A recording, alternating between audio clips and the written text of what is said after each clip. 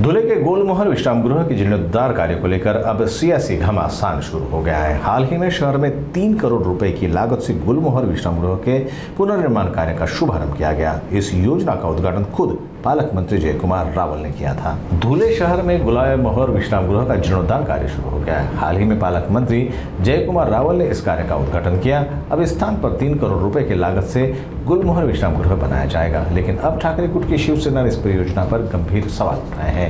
शिवसेना ने इस कार्य में बड़े पैमाने पर भ्रष्टाचार का आरोप लगाते हुए प्रशासनिक स्तर पर गड़बड़ी का संदेह जताया। शिवसेना ने प्रांतीय अधिकारियों को और उच्च तहसीलदारों की तत्काल बर्खास्तगी की मांग की है। पार्टी का कहना है कि जब तक इस घोटाले की निष्पक्ष जांच नहीं होती तब तक ये अधिकारी अपने पद पर बने नहीं रह सकते।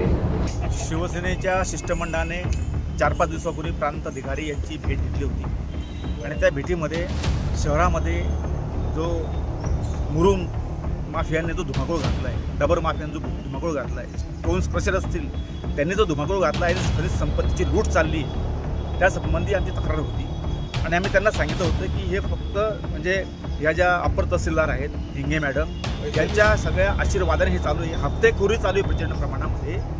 त्यांना आम्ही माहिती मागितली की या शहरामध्ये आजपर्यंत किती मुरुम वापरला गेला, त्याच्या रॉयल्टीच्या पावत्या वेळ बसतो का, आम्हाला हिशोबसाठी तुम्ही पेपर द्या। ते त्या नाकारतात पेपर देण्यासाठी। हा जिवंत पुरावा या ठिकाणी एक आपल्या रेस्ट हाऊसचं काम चालू आहे। गुलमोहर शहराची हद्द आहे ही आणि या ठिकाणी आता आजमध्ये 100 ते 150 ब्रास मुरुम पडलेला आहे आणि या ठिकाणी कमीत कमी 1000-2000 ब्रास मुरुम लागणार आहे। हा मुरुम जो आहे हा विदाऊट रॉयल्टी आहे असं आमचं म्हणणं आहे। ज्या ठिकाणून हा मुरुम घेण्यात आला आम्ही त्या ठिकाणी तपास केला, नाही रॉयल्टी त्यांनी फाडली नाही। किंबहुना जर मुरुम आणण्याचा असेल तर 15 दिवस आधी अर्ज करावा लागतो, 15 दिवस आधीच त्याची मंजुरी घ्यावी लागते। ही मंजुरीची कुठलीही कागदपत्र प्रशासन संघटनेने माझा ठाम दावा आहे। आम्ही कलेक्टर साहेबांना विनंती करतो या माध्यमातून तुमच्या माध्यमातून की हे जे प्रांताधिकारी आणि हे जे अपर तहसीलदार आहे हिंगे मॅडम यांना बडतर्फ करा। गिरणी शासनाची लूट चालवली आहे, यांच्या आशीर्वाद शिवाय